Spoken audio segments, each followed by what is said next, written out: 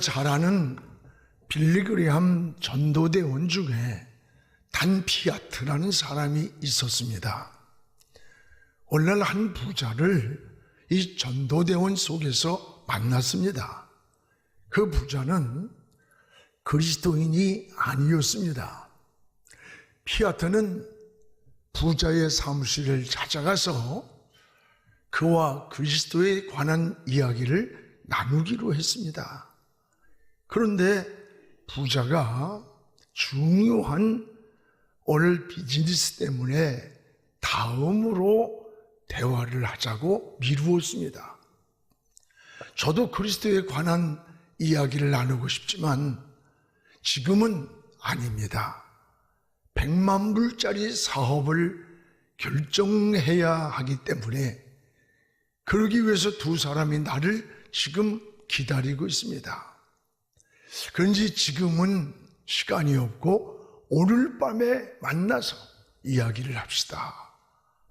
그래서 피아트는 집으로 돌아와 그가 전화 오기만을 기다렸으나 끝내 전화가 오지 않았습니다. 새날이 밝아왔습니다.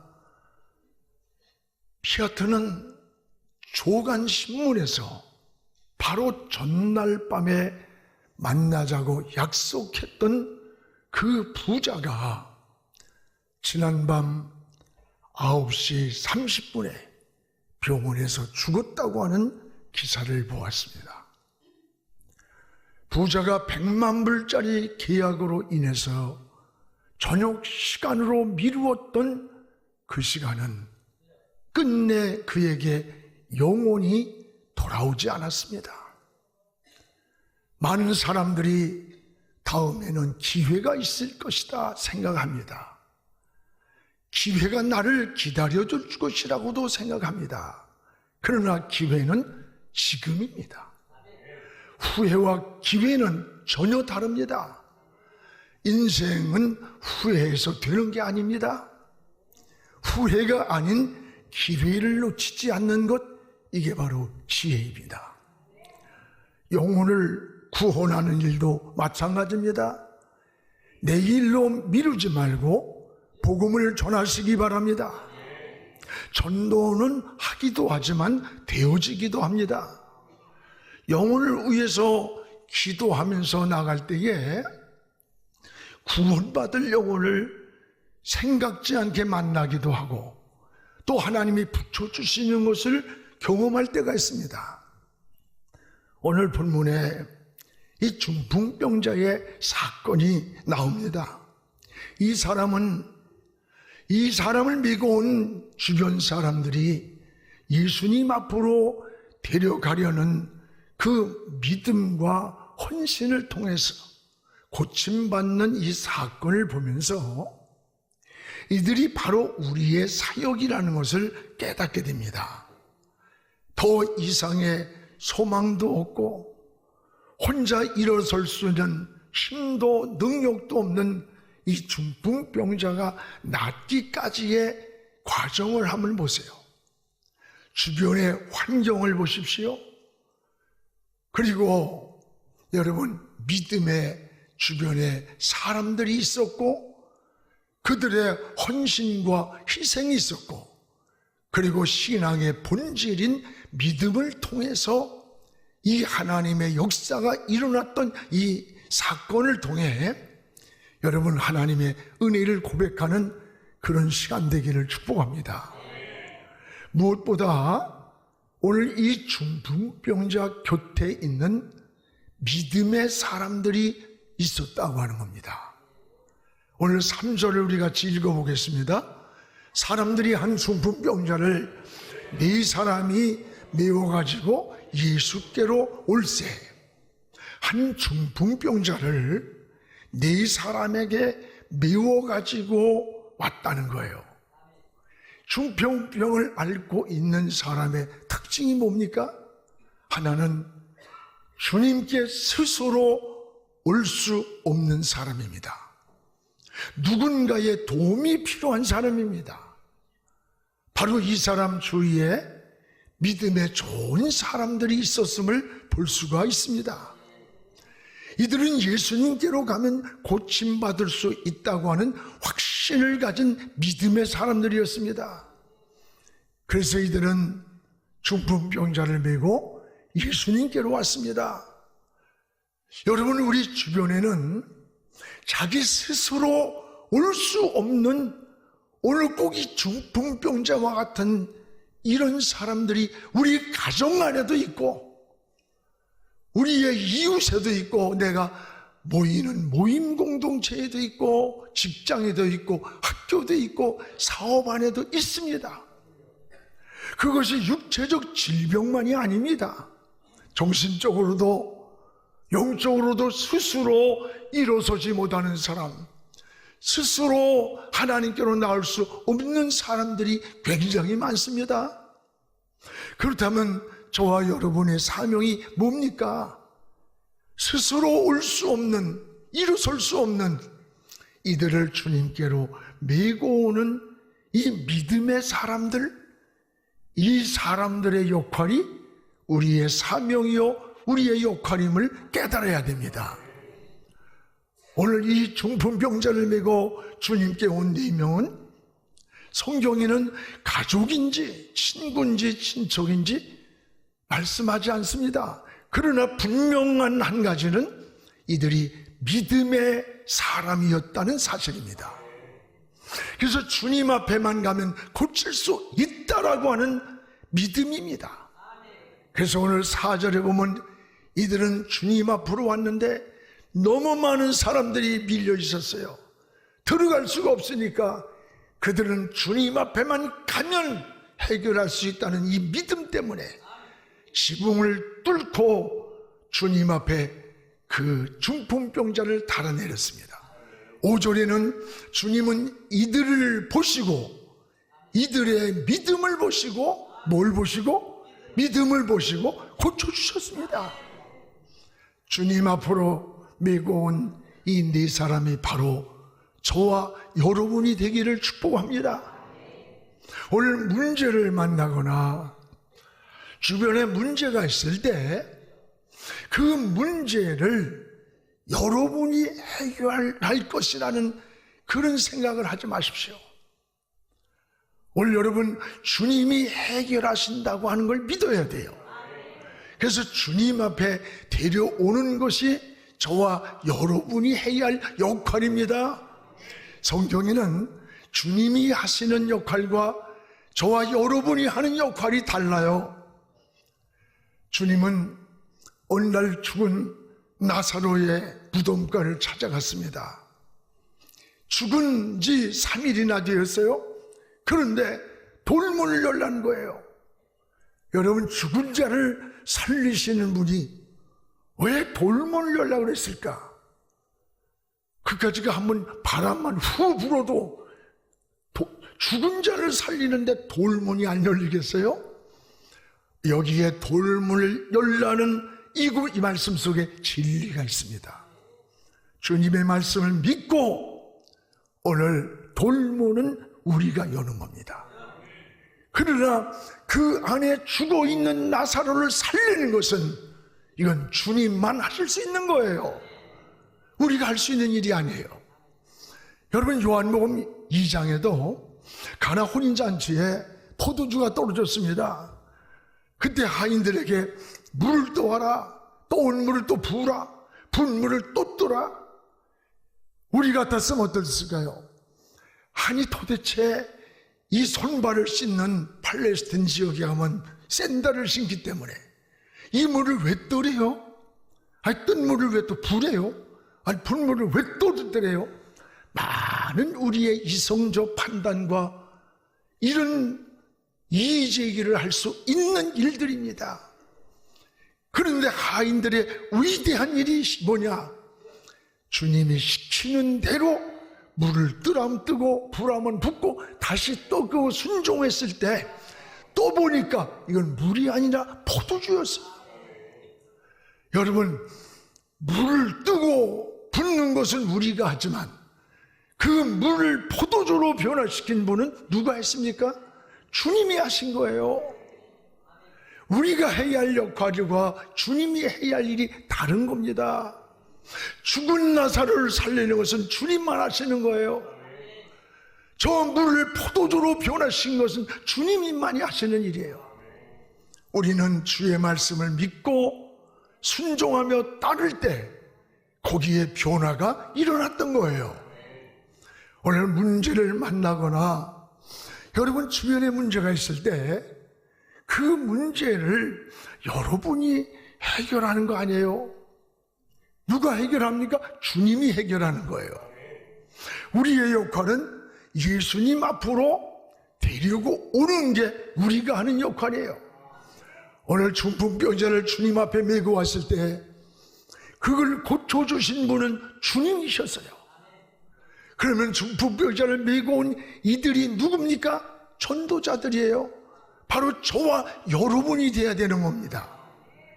때는 여러분 전도하다 보면 교회를 가고 싶지만은 가자고 하는 사람이 없어서 혼자 오지 못했다는 그런 분들이 종종 많이 있습니다.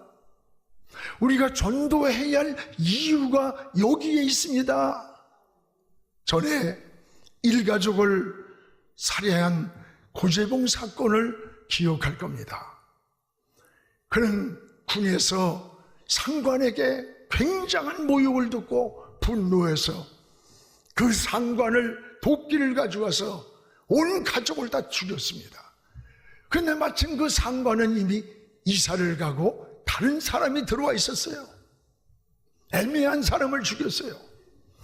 결국은 사형언도를 받고 교도소에 수감이 되어 있을 때 늘 찾아와서 하나님은 당신도 사랑합니다. 그러면서 성경책을 내밀고 영치금을 넣어주면 전도하는 집사가 있었습니다. 그는 계속 거부하며 이를 물었습니다.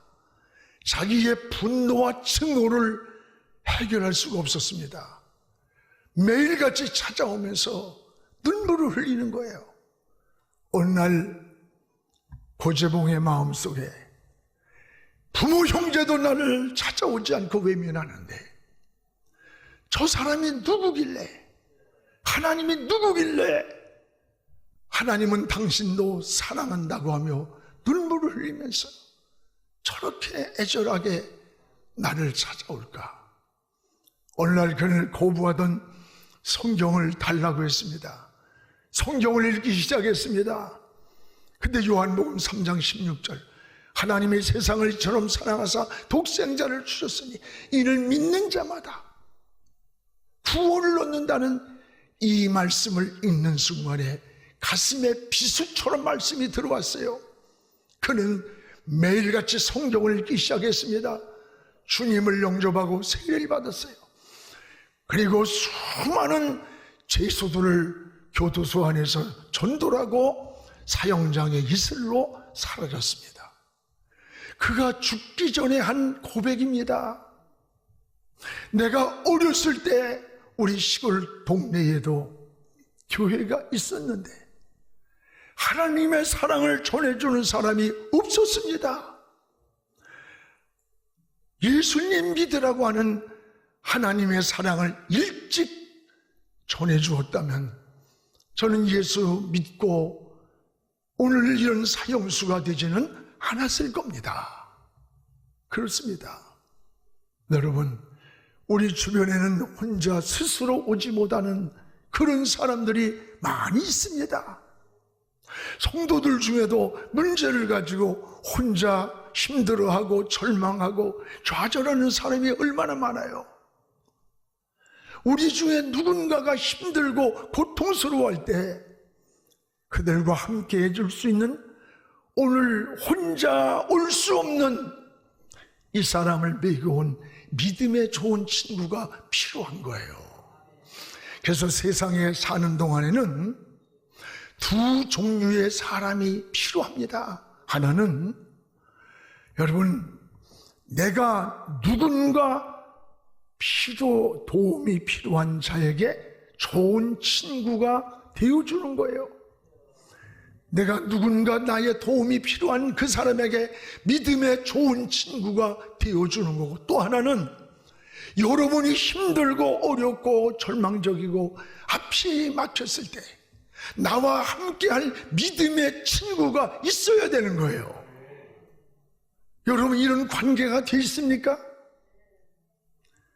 정말 다윗과 요나단처럼 내가 지금 건강하고 편안하고 즐거울 때야 누군들 좋은 친구가 없겠어요?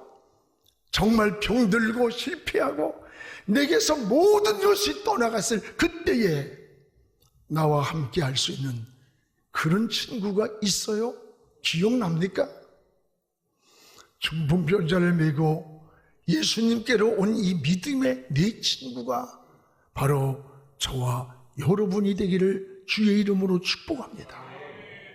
이게 진정한 사랑이에요. 이게 진정한 복음이에요. 또한 이들은 따라합시다. 장애물을 두려워하지 않았다. 오늘 4절 본문을 우리가 읽겠습니다.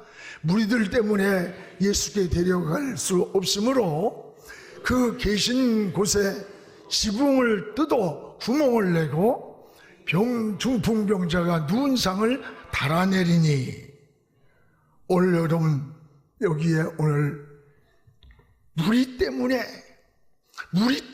데려갈 수 없으므로, 너무 많은 무리가 주님 앞에 있기 때문에 주님 앞으로 이 사람을 데려가면 해결할 텐데 데려갈 수가 없는 장애물을 만난 겁니다. 오늘 이런 장애물 앞에서 병자를 데려온 사람들은 어떻게 반응을 했느냐? 지붕을 올라가서 뜯어내고 구멍을 냈다 그랬어요.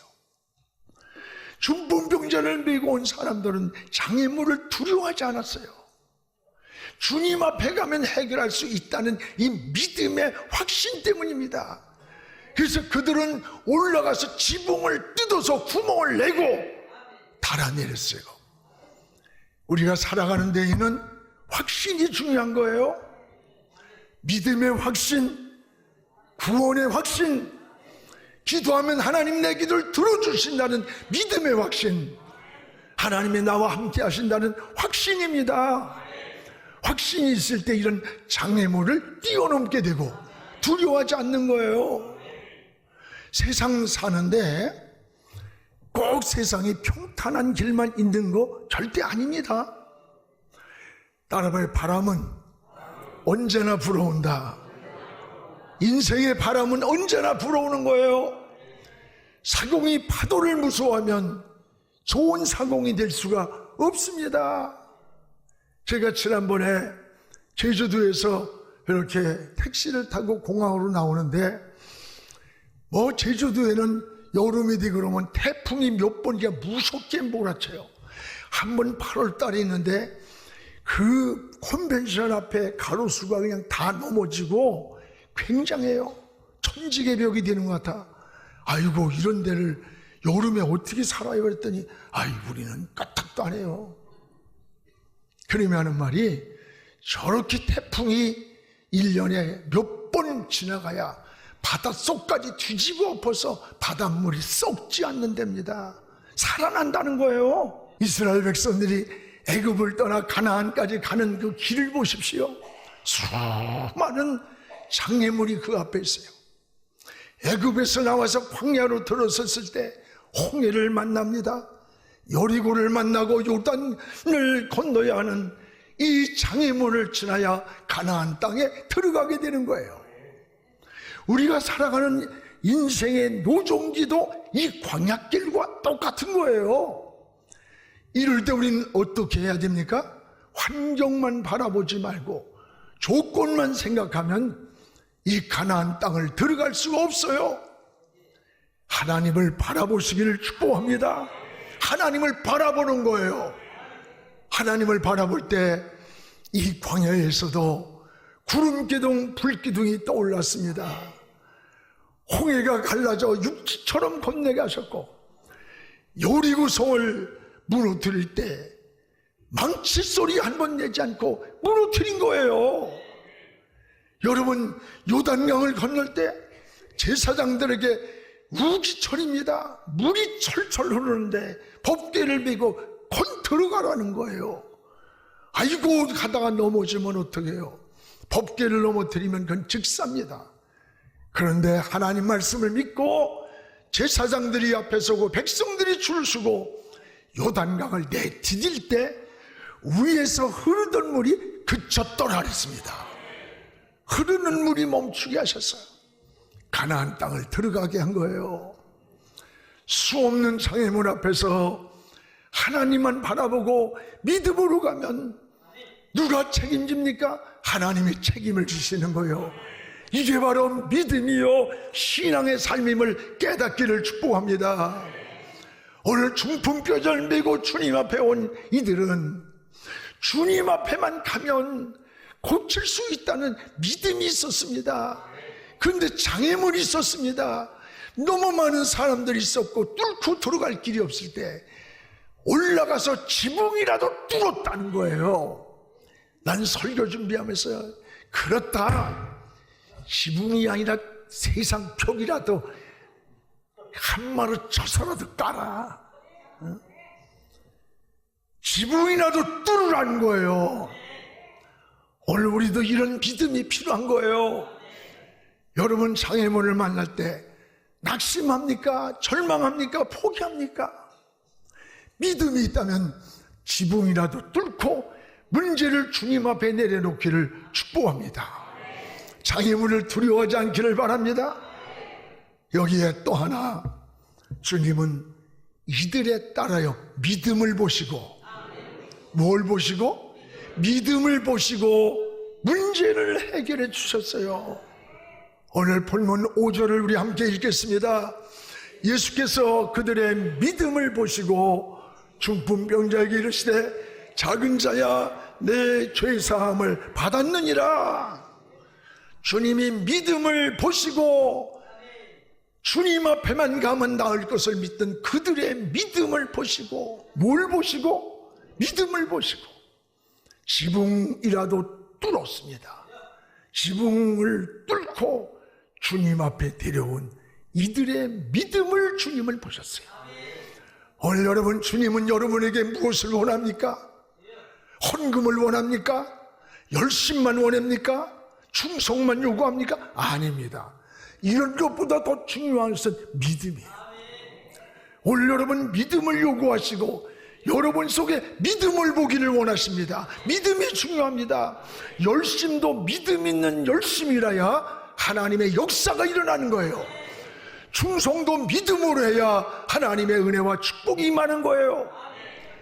오늘 주님은 믿음을 보시고 죄를 사하여 주셨다고 했어요. 믿음을 보신 주님은 죄 사함을 받았느니라. 여러분 병자를 보고 내 죄 사함을 받았느니라고 하신 주님은 여기에 중요한 의미가 있습니다. 오늘 이 고통의 문제가 죄로 인한 문제임을 알 수가 있습니다. 그래서 유대인들은 많은 병들이 죄의 결과로 소개하는 게 많습니다. 여러분 과로해서 실수해서 때로는 이럴 수 있지만 많은 것들이 유대인들은 죄로 인해서 왔다는 거예요. 그래서 주님도 육체의 치료도 중요하지만 먼저 오늘 벌써 네 죄사함을 받았다는 거예요. 때로는 인생의 많은 문제 가운데 여러분 죄로 인해서 오는 문제가 많다는 걸 깨닫기 바랍니다. 어려운 일을 만날 때 그래서 먼저 하나님과 나와의 깊은 관계를 생각하면서 기도하시기 바랍니다. 야고보 5장 15절에 믿음의 기도는 병든 자를 구원하리니 주께서 그를 일으키리라.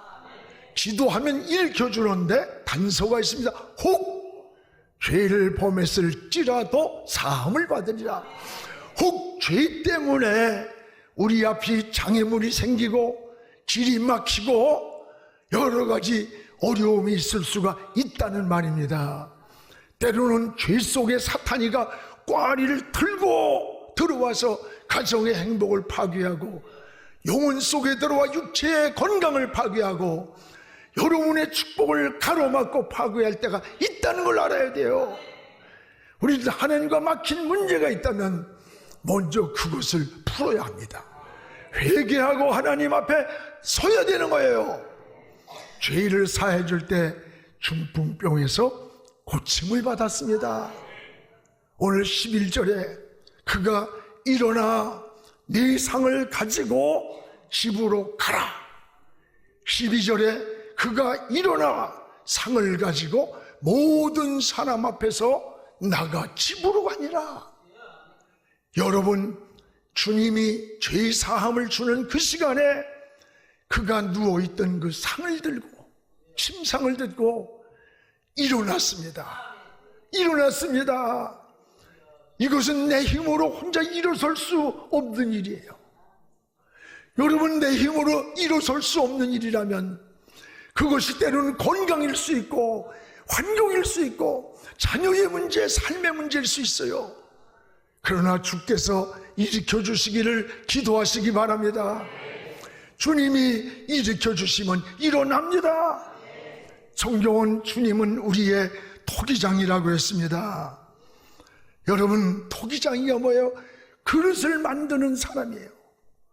주님이 토기장이가 되셨으면 우리가 깨지고 찌그러지고 또 모가 나고 병들었을 때 우린 어디로 가야 돼요? 만드신 분에게로 가야 잘 고치는 거예요.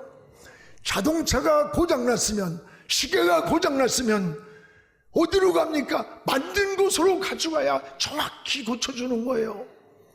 여러분의 인생이 고장났으면 어디로 가야 합니까? 우리를 만드신 하나님께로 가시기 바랍니다. 저 하나님을 찾으시기 바랍니다. 하나님 앞에 무릎을 꿇으시기 바랍니다.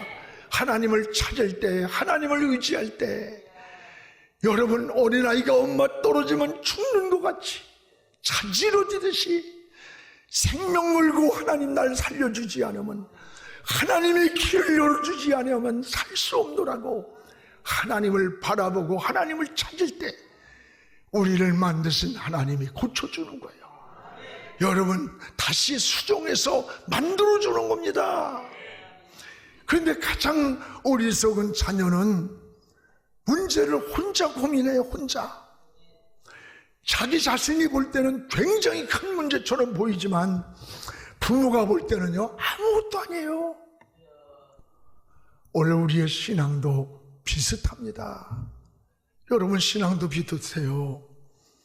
오늘 우리의 문제를 우리가 하나님이 보실 때는 우리는 굉장한 것 같은 문제지만 하나님이 보실 때는 아무것도 아닌 거예요. 아무것도 아니야. 오늘 그렇다면 여러분, 인생의 무거운 짐이 눌릴 때, 우리가 해결할 수 없다고 할 때 그 문제를 하나님께 고백하시기를 바랍니다. 하나님의 도움을 구하시기를 바랍니다. 하나님이 일으켜 주시는 거예요. 하나님께서 여러분 살려주시는 거예요. 주님이 회복해 주시면 회복이 되는 거예요. 오늘 사랑하는 여러분이요, 우리 주변에는 자기 혼자 하나님께로 올 수 없는 사람들이 너무나 많아요. 여러분들이 믿음의 동역자로 그들을 데리고 와야 돼요. 주님께로 가면 천국의 길이 있잖아요. 인생의 해답이 주님께 있잖아요. 오늘 장애물을 두려워하지 마십시오. 여러분 앞에 지붕이라도 뚫는 믿음의 담력을 가지시기 바랍니다. 주님이 여러분에게 요구하는 게 뭡니까? 헌금입니까? 열심입니까? 아니요. 그거의 본질은 믿음인 거예요. 여러분에게 믿음을 보기 원하고 믿음을 요구하고 계시는 거예요. 믿음이 있어야 하나님을 기쁘시게 한다 그랬습니다. 믿음으로 일어서십시오. 믿음으로 행동하시기 바랍니다. 믿음대로 역사하는 것이 하나님의 방법입니다.